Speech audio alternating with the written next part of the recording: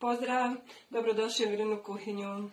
Na današnjem mom meniju za ručak je geršo sa piletinom na moj način.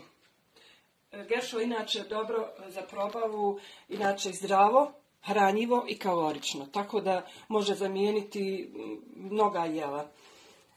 Za geršo potrebno mi je, gerša otprilike 300 grama, koje sam ja već prethodno pokiselila u vodu i već nekoliko sati je stajao i nadošao. Znači, tri puta se povećava zapremina. Piletina, ovdje sam jedan batak, odnosno 2 batka i karabatka isitnula na manje komade. Mrkva, isjekla sam luk, 2 čehna bijelog luka, peršun, ulje i začini. Dakle, kad smo ulje već nasuli i malo zagrijali u šerpi, veća posuda naravno mora biti, pošto geršo ne dolazi tokom kuhanja, malo ćemo propržiti piletinu.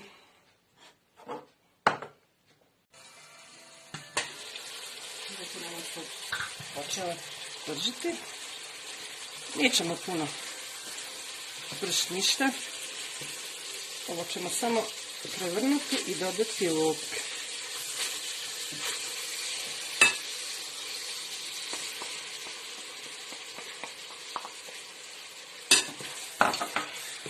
Dodat ćemo mrkvu.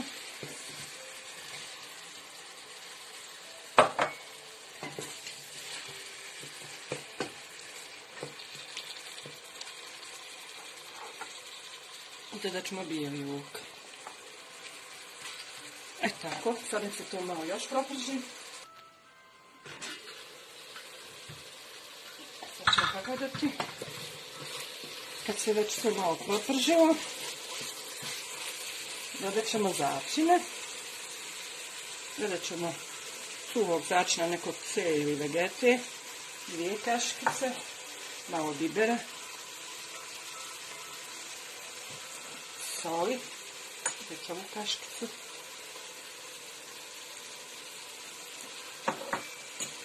Sad ćemo to malo izmiješati da se sjedini.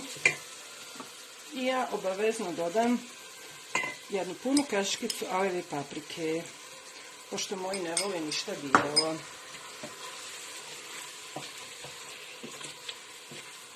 Tako.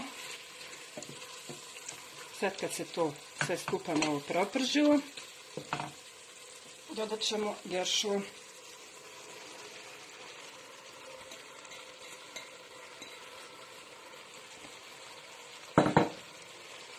Sve ćemo to izmiješati. Kad se već sve malo propržilo i sjedinilo, dodat ću peršuna. I zalit ćemo sve sa nekim možda litar i pol vode, zavisi od vaše količine koliko kuhate. Kod mene geršo je bilo oko 300 grama, ali se ono naravno poveća volumen. Znači mora vam se ovo sve potopiti i čak i više, jer geršo se kuha malo duže. Naravno, ako ste ga navečer pokiseli ili u toplu vodu, onda će se prije skuhati.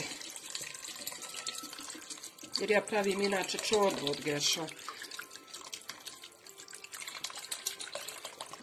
Ja sam ovdje pripremila litar i pol vode, znači. I to je to. Sve ćemo to izmiješati i ostaviti da se kuha otprilike sat vremena. Mislim da mu toliko treba, a opet vidjet ćemo, provjerit ćemo naravno u toku.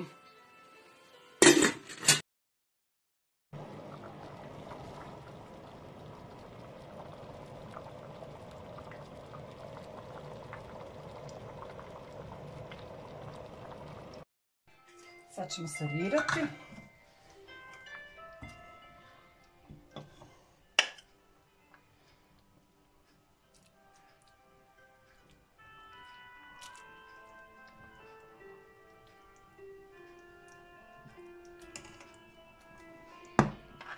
To je to. Fantastično miriši. Moj ručak je gotov, pa ako vam se svidio moje geršo, prijavite se na moju stranicu i lajkajte i komentarišite. Ćao!